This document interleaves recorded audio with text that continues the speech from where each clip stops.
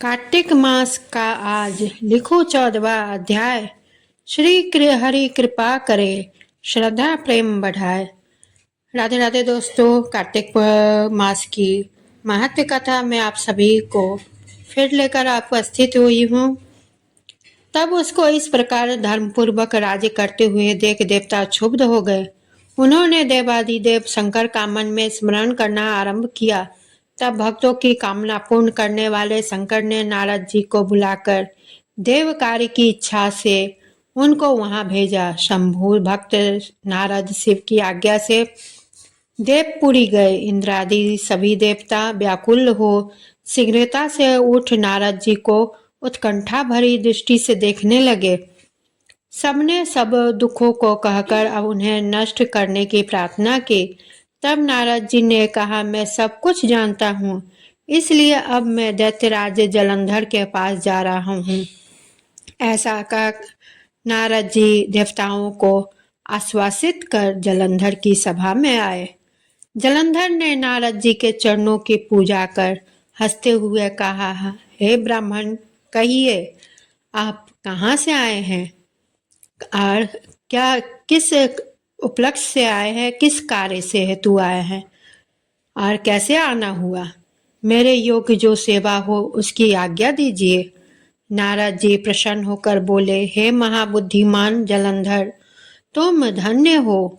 मैं स्वेच्छा से कैलाश पर्वत पर आ गया था, जहाँ 10 योजनों में कल्प वृक्ष का वन है। वहां मैंने सैकड़ों कामधेनुओं को विचरते हुए देखा तथा यह भी देखा कि वह चिंतामणि से प्रकाशित परम दिव्य अद्भुत और सब कुछ स्वर्णमय में है। मैंने वहां पार्वती साथ स्थित शंकर जी को भी देखा, जो स्वरांग सुंदर गौरवर्ण त्रिनेत्र और मस्तक पर चंद्रमा धारण किए हुए हैं।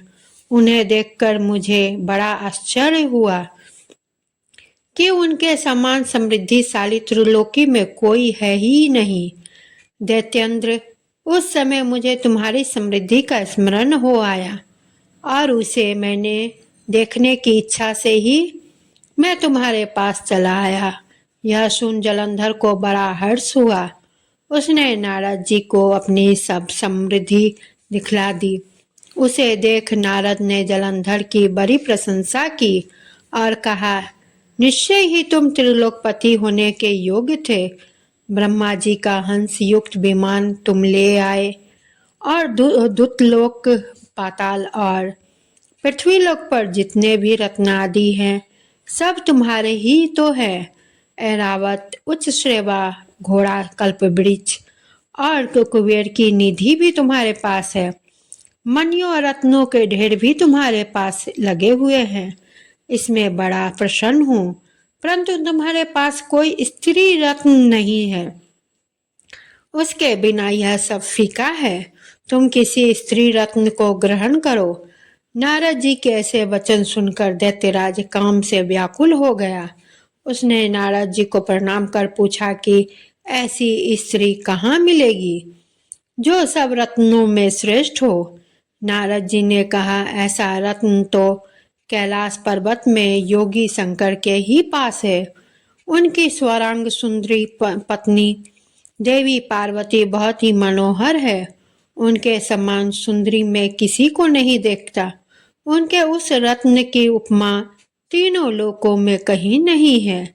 देवा ऋषि उस देश से ऐसा कहकर देव कार्य करने की इच्छा से आकाश मार्ग से में चले गए। दोस्तों, यह 14वां अध्याय यहीं समाप्त होता है। आशा है कि आप सभी को मेरा यह वीडियो अच्छा लग रहा है और आप लोग मेरे वीडियो को ज़्यादा से ज़्यादा शेयर करें, कमेंट करें, लाइक करें और चैनल को सब्सक्राइब करें। धन्यवाद।